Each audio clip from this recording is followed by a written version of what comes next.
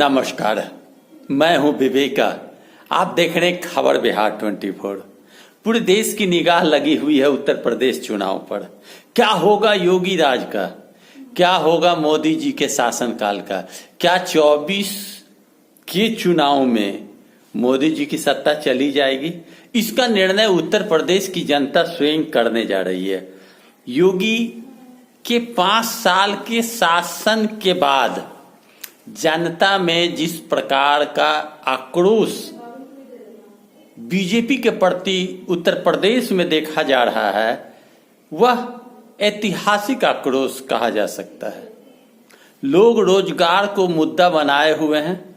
लोग सांड और पशुओं के द्वारा किसानों के खेत को जो रौंदा जाता है उसे मुद्दा बनाया है। लोग नौकरी पेशा नहीं मिलने को मुद्दा बनाया है। लोग किसान को रौंदने वाले गृह राज्य मंत्री के पुत्र के छूट जाने को भी मुद्दा बनाया है। साथ ही साथ लोगों का कहना है कि विकास के नाम पर केवल ढोंग किया गया। मंदिर अगर बना है राम मंदिर तो उसे कोर्ट ने बनवाया है, न कि मोदी ने बनवाया है।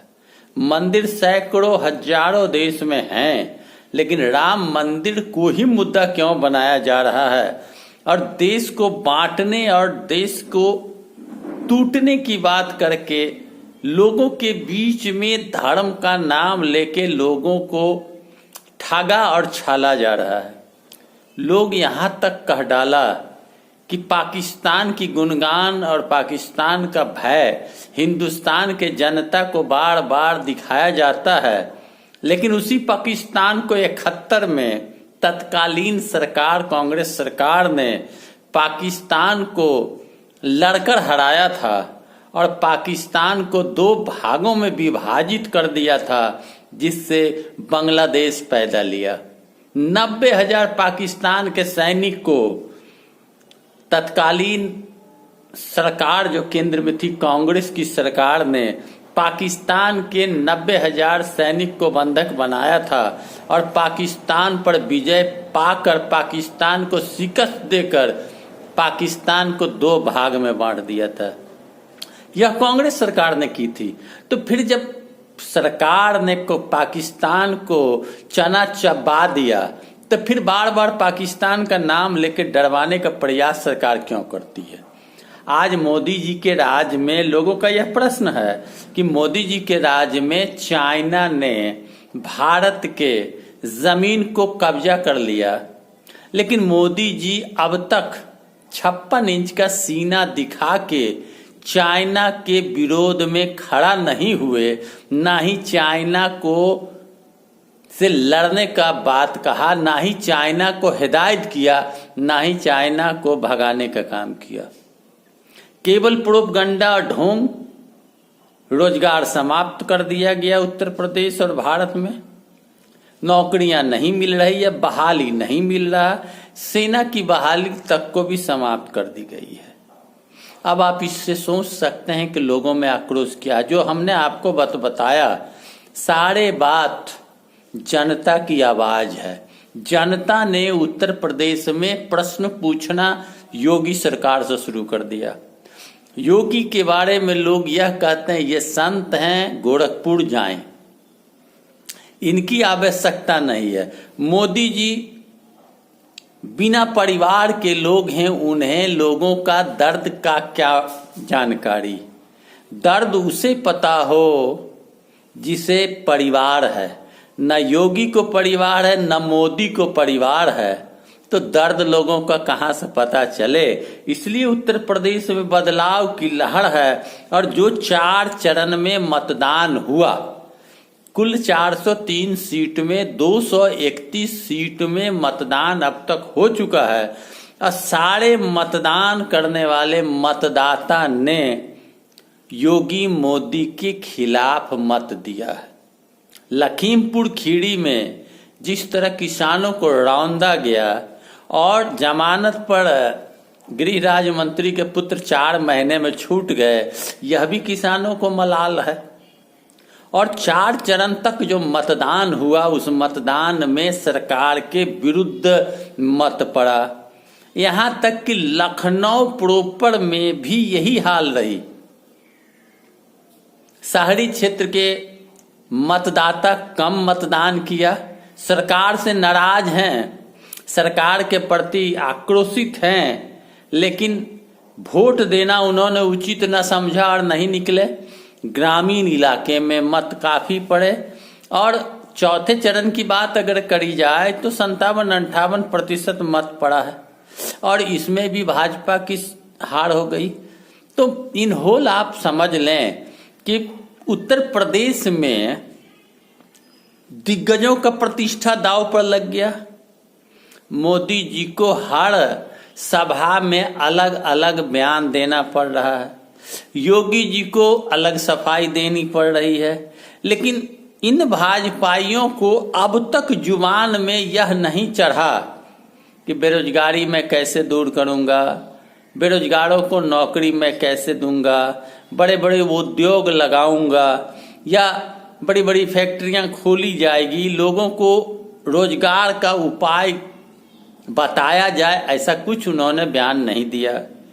साइकिल, बम, धमाका, आतंकवादी, कानून व्यवस्था, हमने ये किया, हमने वो किया। अब उन्होंने यह मोदी जी ने कह दिया कि गोबर से भी आमदनी उत्तर प्रदेश के लोगों को होगी, यह हमने योजना बना लिया है। यानी आप वोट उन्हें दे दें, 5 साल तक पशुओं ने आपके फसल को बर्बाद किया, लोगों का यह मुद्दा बना, तब वो कहते हैं कि गोबर से भी आपको आमदनी होगी, यह योजना हमने बना रखा है। यानी फिर आप सरकार बनाने का मौका दीजिए तो गोबर से भी कमाई आपको हो। तरह तरह के मोदी जी के स्टेटमेंट आ रहे हैं, पल पल मोदी जी का बयान बदल रहा है। गृह मंत्री अमित शाह की बात अगर करें तो उनकी तो बात आप अजब गजब की है। अब राम ने भरत को रावण के पास भेज दिया, जबकि भरत तो अयोध्या में थे। राम तो लक्ष्मण को भेजा, वह भूल गए भाषण में। 86 को 46 उन्होंने कह दिया। तरह तरह की बात है अमित शाह जी का, वो भाषण में ही भूल जाते हैं। तो इन सारी बातों को जनता नोटिस कर रही है। जनता कहने लगी है कि भाजपा खेमे में बौखलाहट अधिक है। बौखलाहट में अनाप शनाप बका जा रहा है। 4 फेज के मतदान में भाजपा को यह समझ में आया कि वो हार रही है। 5वें, 6ठे, 7वें फेज की होनी है चुनाव। 7 मार्च तक चुनाव होनी है लास्ट फेज, फिर 10 मार्च को रिजल्ट आना है। मायावती की भी बात आप न करें। मायावती मोदी जी की चर्चा बड़ाई कर रही हैं अमित शाह का, अमित शाह मायावती की बड़ाई कर रहे हैं। यह भी राजनीति है, दलितों के वोट को छितर बितर करने के लिए। तो ऐसा आरोप लगता है कि भाजपा के साथ मायावती मिल गई है और वह सत्ता में आने से समाजवादी पार्टी को रोक रही है। कांग्रेस की अगर बात करी जाए तो कांग्रेस हर सीट पर अपने उम्मीदवार को उतार कर धुआंधार प्रचार में प्रियंका गांधी लगी हुई है। अपनी जमीन को बचाने के फिराक में उसने अपने आप को उतारा है। जीत हार अपने जगह, लेकिन कांग्रेस अपने संगठन को मजबूत करने में लग गई है।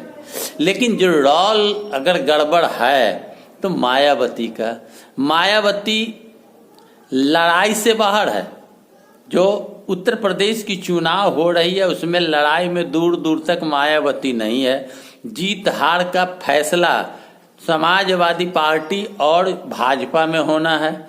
मायावती बाहर हो गई है और इस स्थिति को भांपते हुए इसने मदद करने का मन बना लिया भाजपा को और समाजवादी को रोकने का मन बना लिया। तो सवाल है कि जनता ने नब्ज को पकड़ा है बड़ा बारीकी से, और जनता मोदी, योगी, अमित शाह, मायावती इन सारे लोगों को दरकिनार करके साइकिल में हवा भर दिया और साइकिल की प्रचंड जीत के लिए जनता व्याकुल और आतुर है। तरह तरह के प्रोपगंडा सोशल मीडिया में भी चलाया जा रहा है समाजवादी पार्टी के खिलाफ में।